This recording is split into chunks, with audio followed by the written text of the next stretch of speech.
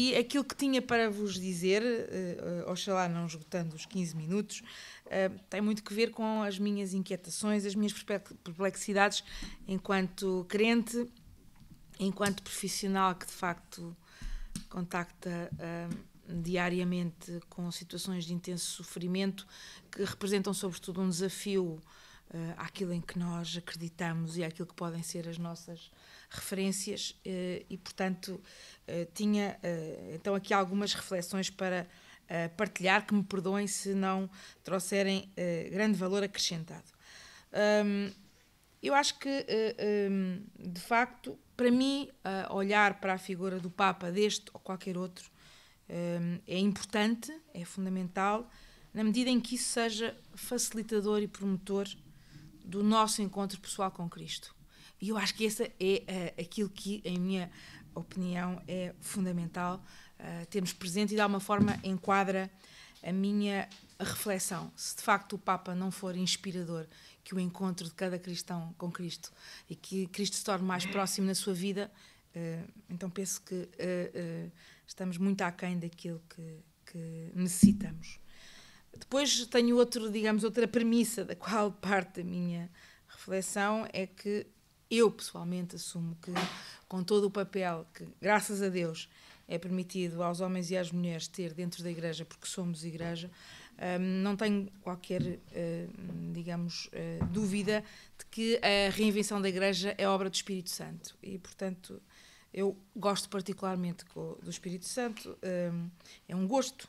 Talvez por isso, como dizia há bocadinho de brincadeira, trabalho com os dois Espíritos Santos, o de cima e o de baixo, e portanto o meu patrão é de facto o Grupo Espírito Santo de Saúde e com isso tenho alguma fé de que... Obrigada. Mas tenho alguma fé que tenha algum aporte extra, por isso, e entre o humor e o falar a sério, acho que é importante relembrarmos isso, porque às vezes, sem menosprezo para aquilo que são os contributos e que devem ser e que são insubstituíveis dos homens, sejam eles o Papa ou outros, o povo de Deus, de facto a reinvenção da Igreja, a continuidade da Igreja, e às vezes temos a tendência de nos focarmos neste momento e de perder de vista a história de 2000 anos da Igreja. Depois, neste processo da eleição do Papa, com a cobertura mediática que existiu, que eu me arrisco a dizer que nunca tínhamos tido uma cobertura tão... Nomeadamente porque temos canais de cabo, e o Joaquim saberá isso melhor do que eu, que alimentam este circuito, mas foi de facto rodeada de muita especulação, de muitas apostas, de muitos comentários. Partilho perfeitamente de algum incómodo, não sei se é a palavra mais correta, de ver peças sobre sapatos, sobre um conjunto de coisas com um ruído de fundo que de todo me agrada associar àquilo que deve ser a mensagem fundamental. E, de facto, uma das minhas reflexões é que neste processo a que indubitavelmente está associado à mudança, eu acho que todos nós temos, felizmente, a liberdade para poder comentar e falar sobre o assunto, mas parece-me a mim que existiu muito ruído. Não estou a dizer que é bom e mau, mas que existiu muito ruído. E sobretudo, porque se tratava de mudança, e não deixo de pensar que acontece em relação a outras áreas, aquilo que eu acho é que estamos todos a projetar as nossas próprias mudanças naquela mudança. Portanto, como há um conjunto de coisas que nós queremos que mudem, talvez seja sempre porque o difícil é mudar, estamos a projetar a mudança, a necessidade de mudança no Papa. E, portanto, isto é uma forma confortável, em meu entender, de achar que, sim, se calhar o Papa em determinadas coisas tem que mudar, mas nós temos que mudar. E, portanto, é muito confortável trazer estas coisas para longe de nós e dizer que a mudança vem agora com o Papa. O que é que eu tenho verificado? De alguma forma, e também com um pouco de humor, numa primeira reação e manifestar o meu conflito de interesses, dos 3 filhos que tenho, o meu filho do meio chama-se Francisco, por algum motivo, não tenho arrojo de dizer que são os mesmos que o do Papa, mas há 23 anos quando escolhemos o nome Francisco foi por alguma coisa, portanto, agradou-me. Se tenho que centrar estas coisas em mim, agradou-me, de facto, porque é, por tudo e mais alguma coisa, um nome que eu acho que encerra um mundo inteiro. E, portanto, eu acho que têm existido sinais, já aqui foram falados, e sinais que eu não queria, de forma alguma, reduzir aos sapatos, à cruz, ao estrado, reduzir com muitas aspas, na medida em que eu acho que são sinais reveladores. Desde logo, acho que, e talvez, se me permite, partilhando com o Padre Alberto Brito aqui algumas questões de preocupação pela comunicação e por aquilo que é o não verbal, este Papa tem um não verbal tão rico, tão rico, tão rico, e de facto é muito bom a transmitir afabilidade, simplicidade, afeto, e, portanto, não precisa sequer lá está, não dizendo nada, tem ido falando. E portanto, estes sinais são sinais que traduzem carisma, o que, do meu ponto de vista, lá está, mais uma vez, gera expectativa ou da nossa parte, quase que a necessidade de condicionar, porque nós temos falta de pessoas com carisma. A Europa, isto seria curioso, a Europa tem falta de pessoas com carisma e então importa, e ainda bem, onde eventualmente eles possam existir com mais qualidade e com mais presença. Agora, estes sinais, para mim, seriam preocupantes se não se fosse para além dos sinais e se não se fosse para aquilo que algumas vezes pode parecer o acessório. E eu penso que o Papa Francisco foi já falando sobre coisas que vão para além do acessório. E, enquanto crente, para mim, considero que isso é um aspecto fundamental e, portanto, não sou das que persiga a ideia de que não existe densidade ou qualidade intelectual. Assumo que, por variedíssimas razões,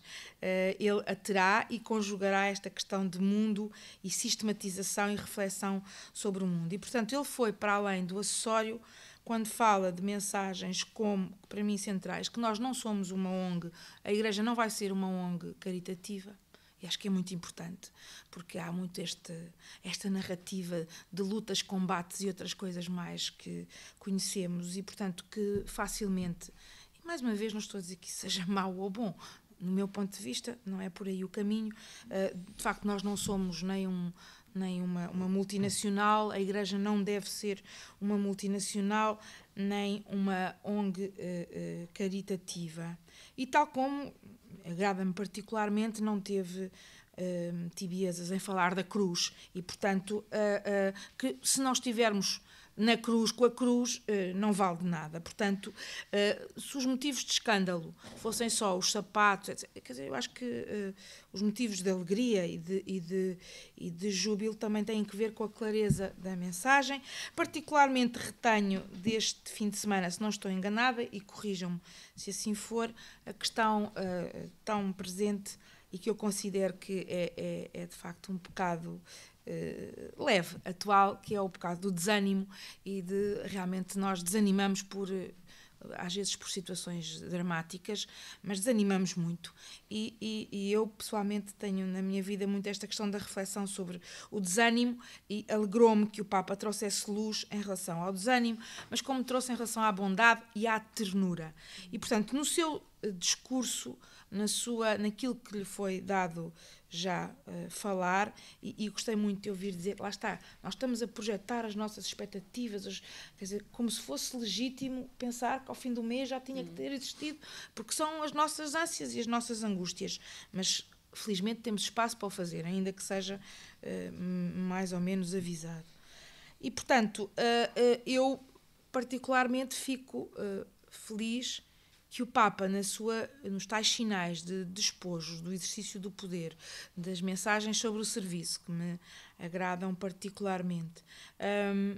para além disso, houvesse já alguma densidade e, portanto, que não se confunda que andamos só em matéria de sapatos. É preciso estar atento, porque já há coisas que foram ditas de forma bastante interessante, em minha opinião. Para terminar, o que é que eu espero, que é legítimo que espero, mas continuo a dizer, são sempre as minhas projeções e eu particularmente acho que nós temos que confiar e de facto assumo que o mais importante é que não sejamos obstáculo à ação do Espírito Santo. Se já não formos obstáculo à ação do Espírito Santo, penso que é coisa que estará bem e, portanto, e que rezemos por este Papa para ele fazer o que é preciso fazer. Eu não sei, tenho algumas ideias sobre o que é que pode ser preciso, o que é que pode ser desejável, e isto não faz parte de nenhum tipo de fé no destino, ou o que quer que seja.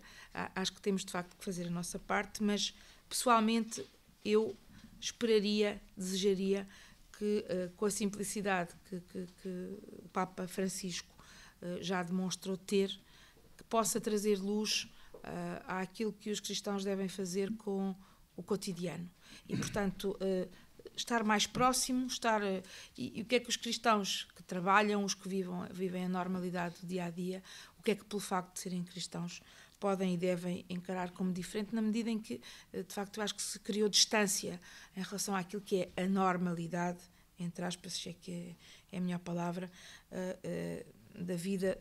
dos cristãos. E eu acho que também há uma coisa, quer dizer, nós estamos todos a dizer o que é que esperamos do Papa, ele também disse logo no primeiro dia que aquilo que espera é que a gente reze por ele. E eu acho que é muito importante que se espere que os cristãos amem o Papa, porque não fala-se muito pouco sobre isso, em minha opinião, e portanto, o amor ao Papa não porque ele é simpático ou antipático, não, é porque é o nosso Papa. E, portanto, eu acho que é importante esperar. A esperança é sempre a expectativa de atingir alguns objetivos, já aqui foram elencados. O meu, particularmente, é este. Poderia introduzir a questão do diálogo interreligioso, que é uma área que a mim e com as áreas das ciências e com o rigor em algumas questões em que a Igreja se mete, e bem, em minha opinião, mas de facto aquilo que espero é que o Espírito Santo faça o seu trabalho e que nós sejamos capazes de amar o Papa. Era isto.